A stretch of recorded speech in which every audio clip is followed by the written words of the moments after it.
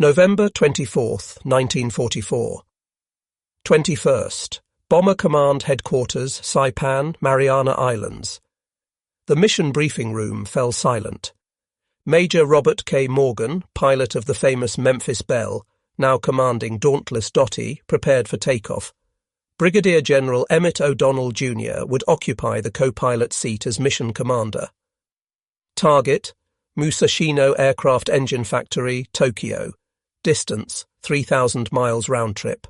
Fuel reserves: minimal. 111 B-29 Superfortresses would launch from newly constructed runways carved from Pacific coral. What none of them knew was that this single mission would begin the systematic destruction of an entire nation's ability to wage war. The Pacific War had taught American strategists that Japan's home islands were not just the enemy's final stronghold. They were workshops. Destroy those workshops, and the imperial war machine would grind to a halt. The Boeing B-29 Superfortress program had consumed more resources than any other weapons system in American history. At $3.7 billion, it exceeded even the Manhattan Project's atomic bomb development. The investment represented a calculated gamble that strategic bombing could bring Japan to its knees without invasion. Japanese cities presented unique vulnerabilities. Unlike European cities built of stone and concrete, Japanese urban areas consisted primarily of wood and paper structures. Narrow streets, densely packed buildings, and inadequate firefighting equipment created conditions ripe for catastrophic fires. Industrial production was decentralized across thousands of small workshops embedded within residential districts. Strike the cities, and you would strike the war factories. General Henry Hap Arnold's vision for the 20th Air Force was revolutionary.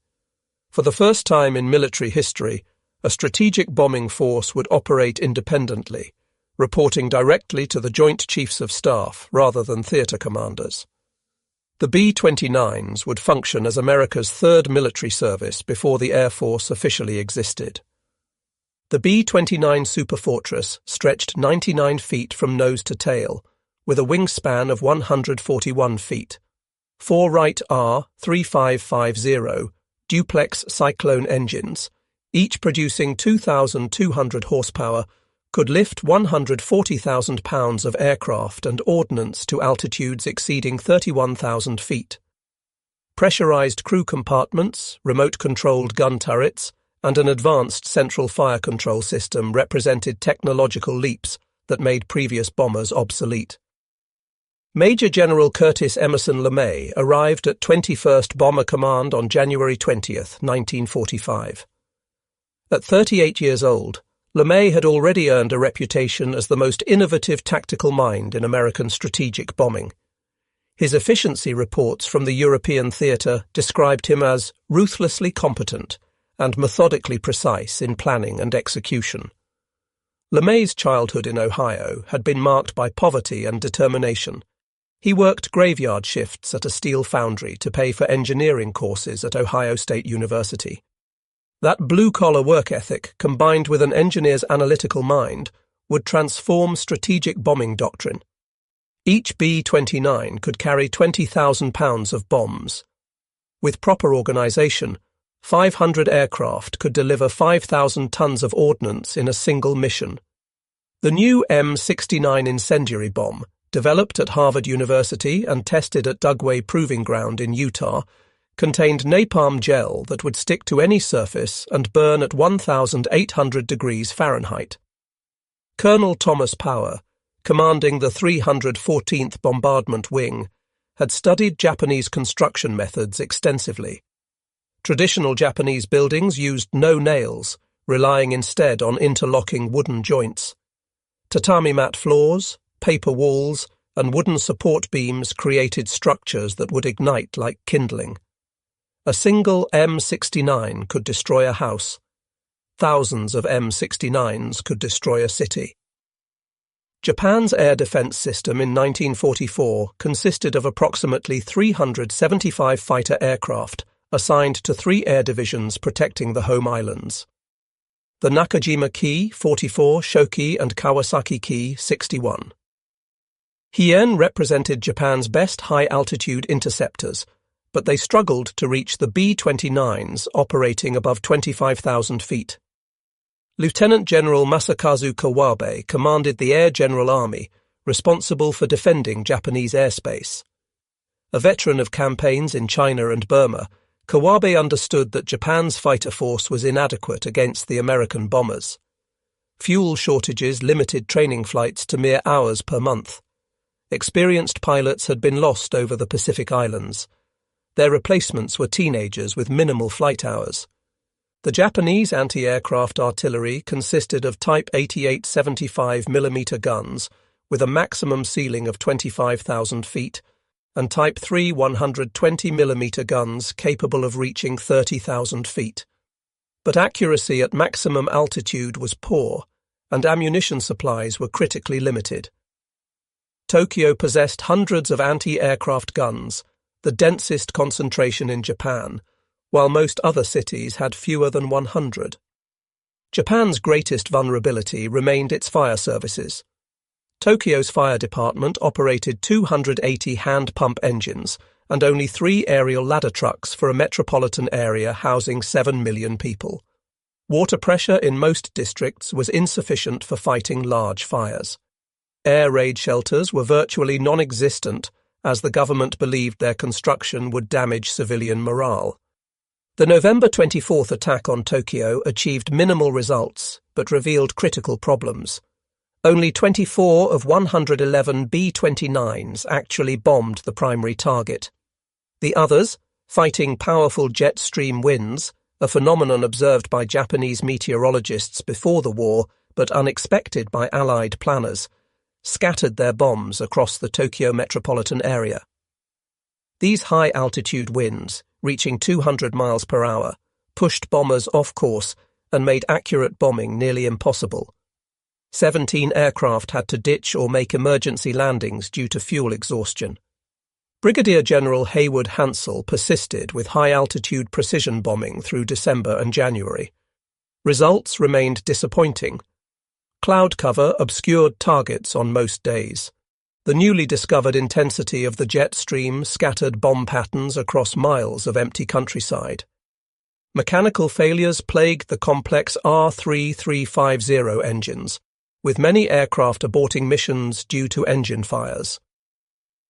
By January 1945, the 21st Bomber Command had flown 14 missions against Japan, dropping 1,385 tons of bombs, while losing 41 B-29s.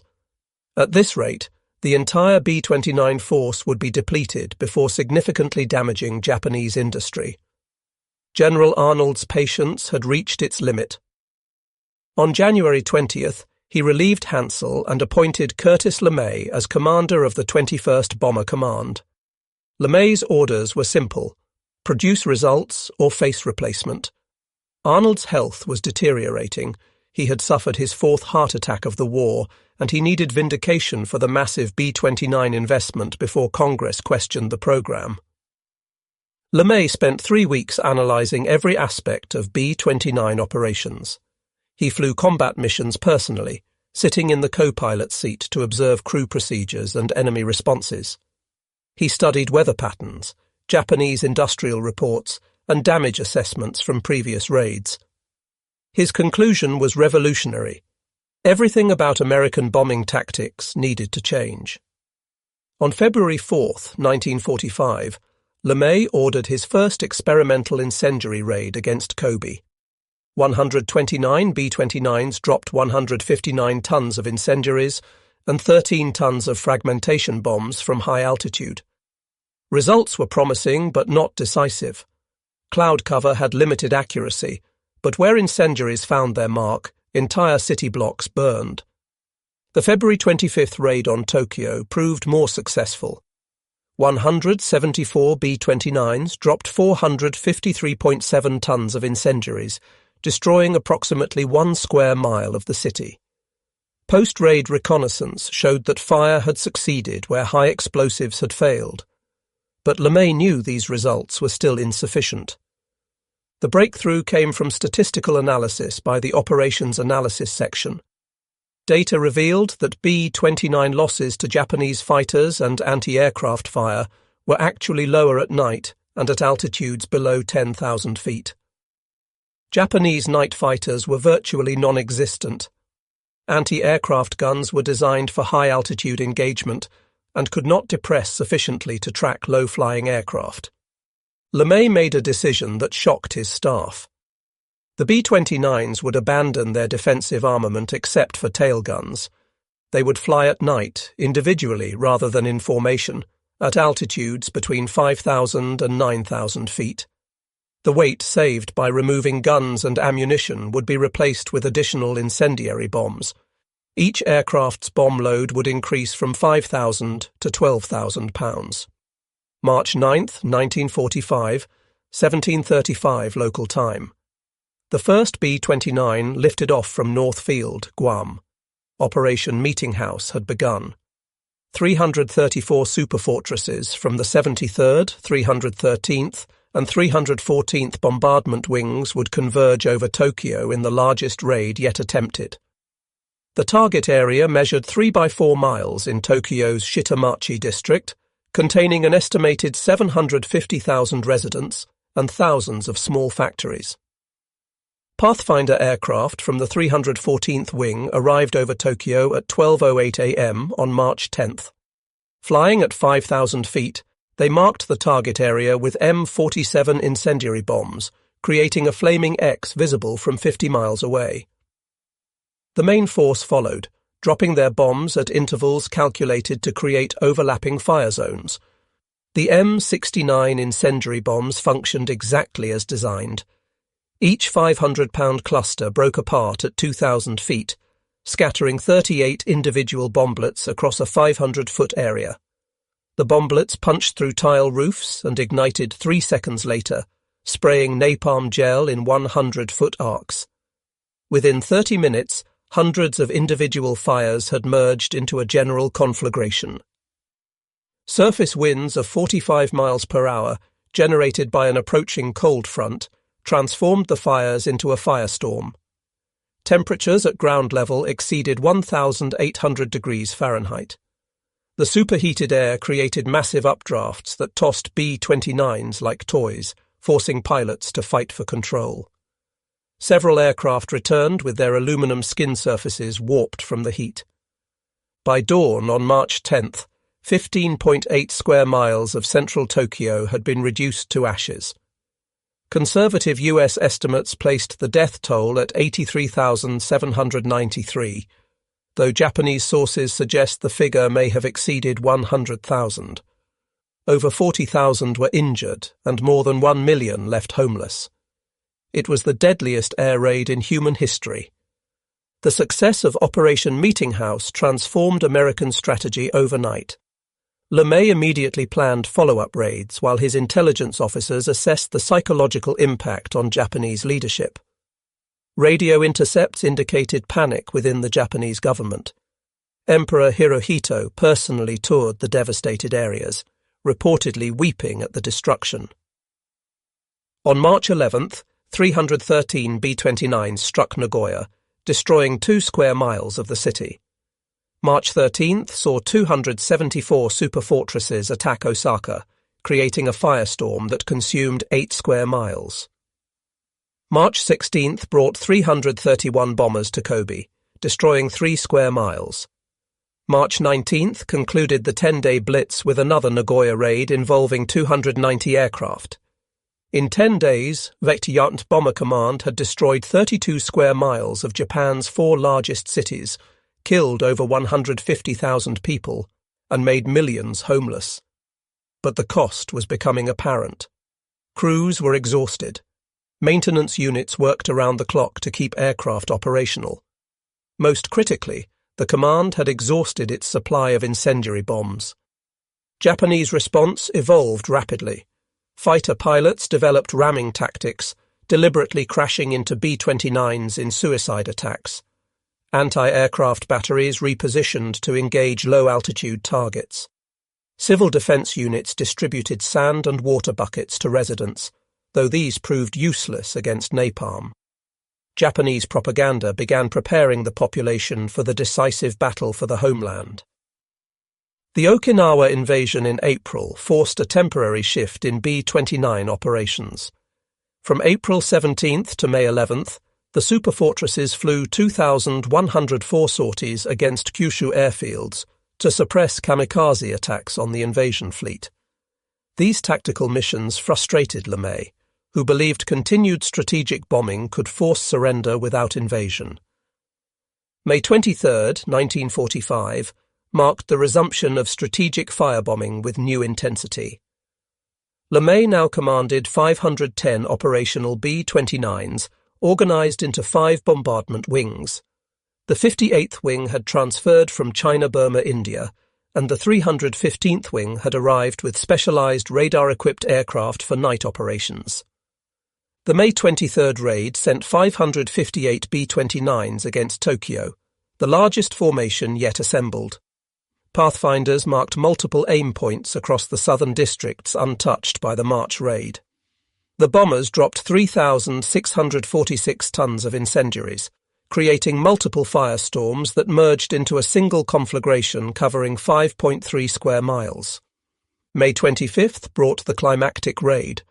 Nearly 500 to 600 B-29s returned to Tokyo, targeting the governmental district around the Imperial Palace. Though the palace itself was off-limits by order of Secretary of War Henry Stimson, the surrounding ministries and military headquarters were legitimate targets. The raid destroyed another 16.8 square miles, effectively eliminating Tokyo as a functioning capital. The sight of hundreds of superfortresses over Tokyo in daylight shattered Japanese morale. Pilot Tsuneo Hitoshi of the 244th Fighter Squadron later wrote, "We could only watch helplessly as they destroyed our city.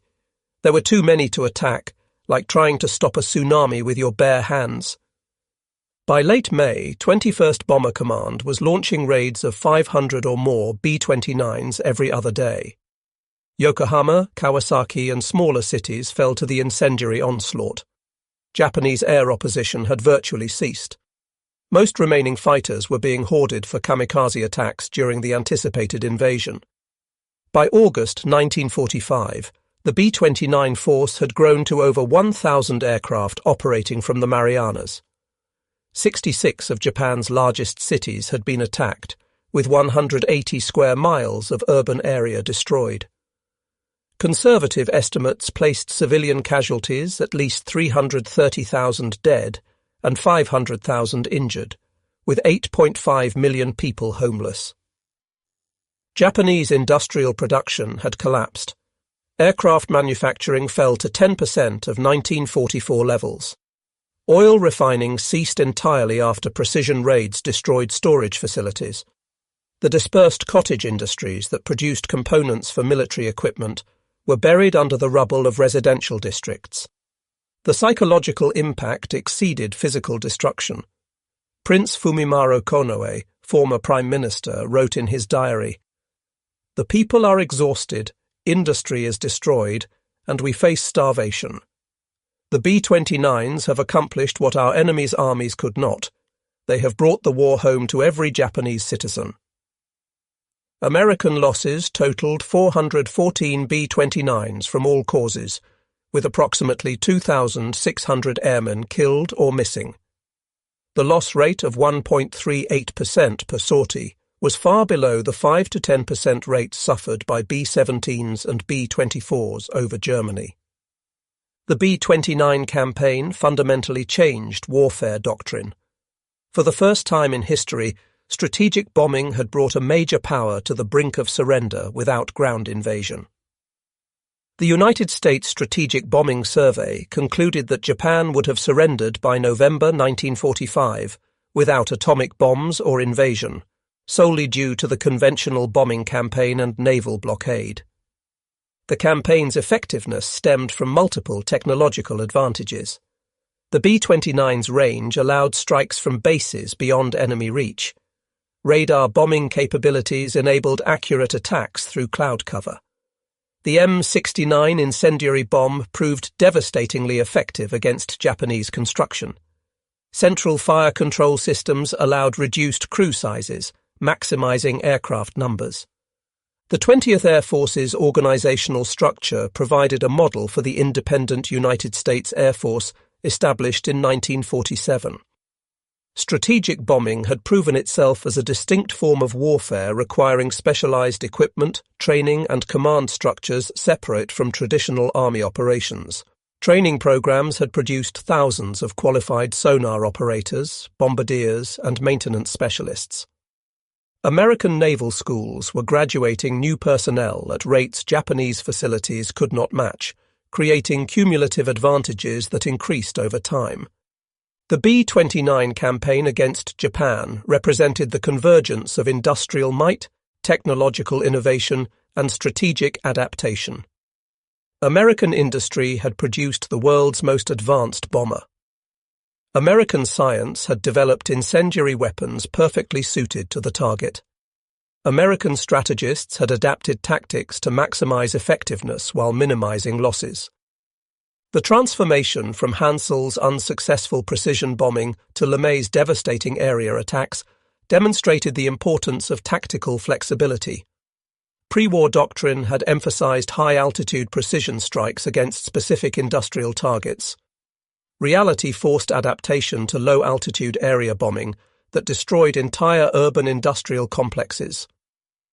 The moral implications would resonate for decades. LeMay himself acknowledged, "If we'd lost the war, we'd all have been prosecuted as war criminals."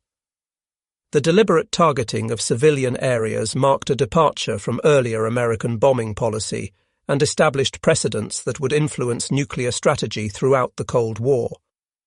The campaign validated Billy Mitchell's interwar theories about air power's decisive potential. Wars could now be won from the air, striking directly at an enemy's industrial base and civilian morale. This reality would reshape international relations and military strategy for generations. On August 6, 1945, a single B-29 named Enola Gay dropped the atomic bomb on Hiroshima. 3 days later, Bockscar delivered the second atomic bomb to Nagasaki.